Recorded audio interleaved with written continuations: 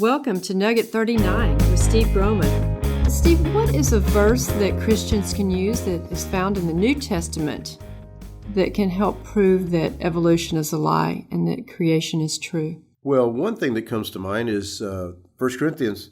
It says, all flesh is not the same flesh. There's one kind of flesh of men, another flesh of beasts, another fishes, and other birds. Read that for us do you have it up? Yes, I do.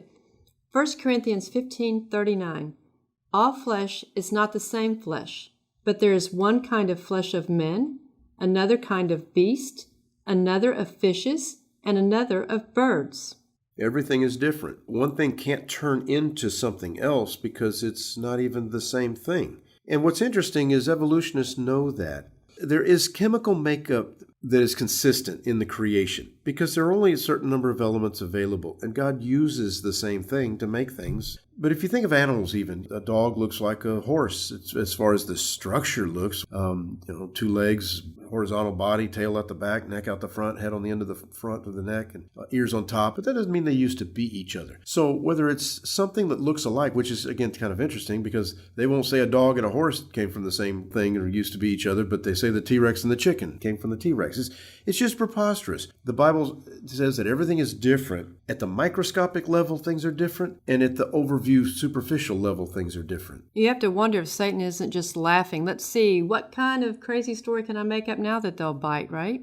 And new things come up all the time. Crazy stories come up. It's happening over and over and over. Well, in this verse, they're talking about men and beasts. And men and beasts, they were created on day 6, right? Right. And then the fishes and the birds, they were both created on the same day also, right? Right. What day was that? 5. Okay, so we've got, God specifically mentions 4 things that 2 are on one day and 2 are on a different day. There is no room for one to become another. They're all distinct on those 2 different days. They're all distinct, and that's the thing. So to think that something can come from something else, and like we talked about earlier in a few nuggets back, reptiles come from out of the water and then turn into mammals and all.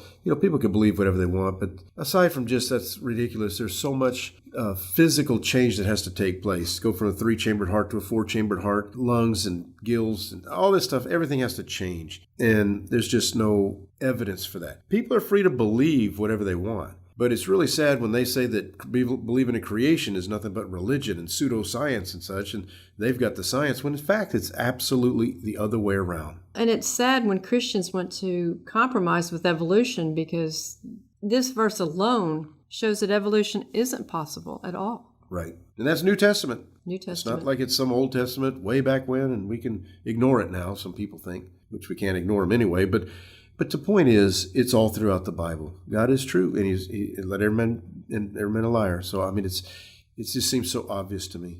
Well, this verse is a straightforward nugget.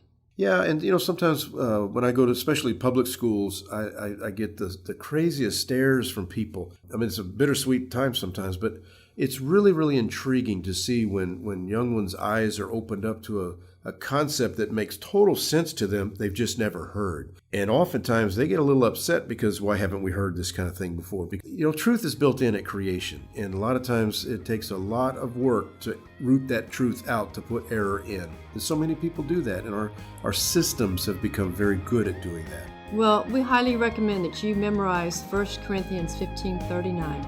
Excellent idea.